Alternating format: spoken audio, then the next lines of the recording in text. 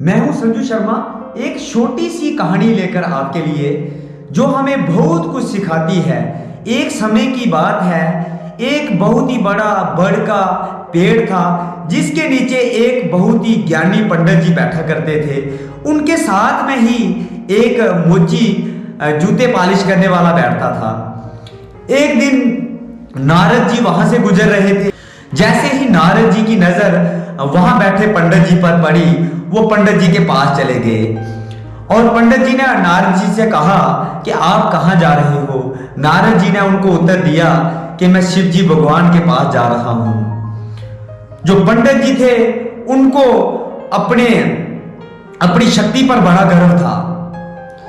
वो एक घमंडी पंडित जी बन चुके थे। उन्होंने कहा, हाँ, अगर आप शिवजी भगवान के पास जा रहे हो तो वहां जाकर देखना और शिवजी भगवान को पूछना कि मेरे लिए क्या बना है। मुझे तो पहले से पता है कि मेरे लिए स्वर्ण की कुर्सी बनी होगी, मेरे लिए स्वर्ग है, अगले जन्म में मेरे लिए स्वर्ग बना है, लेकिन फिर भी आप शिवजी भगवान से पूछ कर आना।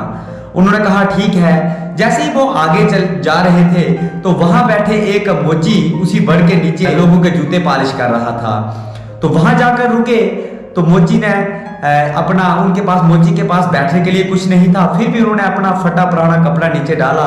आइए जी महाराज, जहां बैठिए। आप कहाँ जा रहे हो?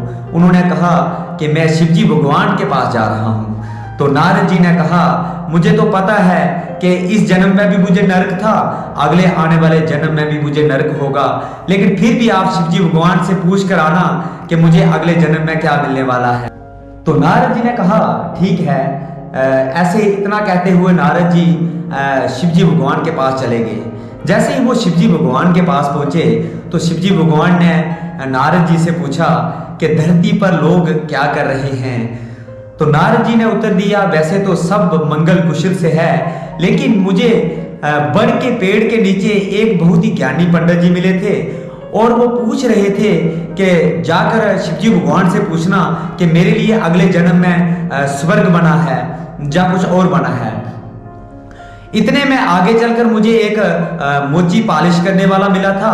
उसने भी पूछा था कि मुझे इस जन्म में भी नरक है, अगले जन्म में भी नरक होगा, लेकिन फिर भी आप शिवजी भगवान से पूछ कर आना कि मुझे अगले जन्म में नरक होगा या क्या होगा।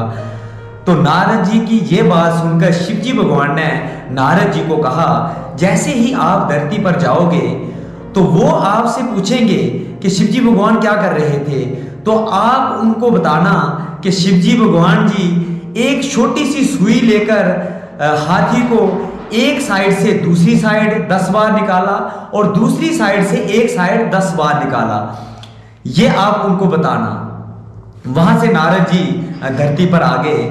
जैसे ही नारद जी वहां पहुंचे तो पंडित जी ने नारद जी से कहा, नारद जी आप शिवजी भगवान से होकर आ गए?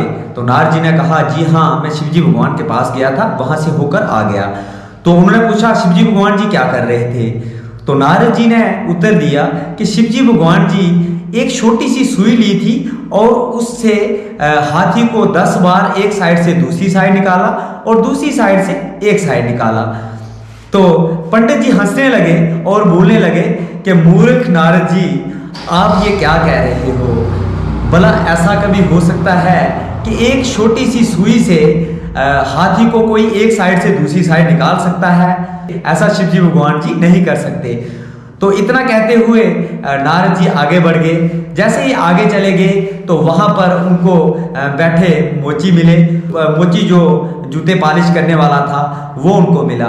तो मोची ने भी यही प्रश्न किया कि शिवजी भगवान जी क्या कर रहे थे।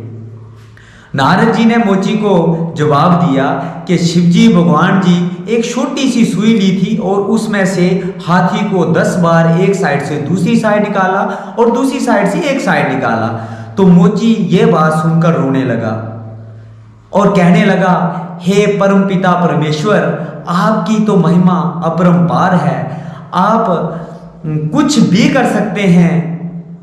सुई तो क्या, आप कुछ भी कर सकते हैं। ऐसा कहते हुए उन्होंने एक और उदाहरण दिया। उन्होंने कहा कि एक छोटा सा बड़ का बीज होता है जिसके नीचे मैं बैठा हूँ, इतने से बीज से इतना बड़ा पेड़ उस भगवान ने पैदा किया है।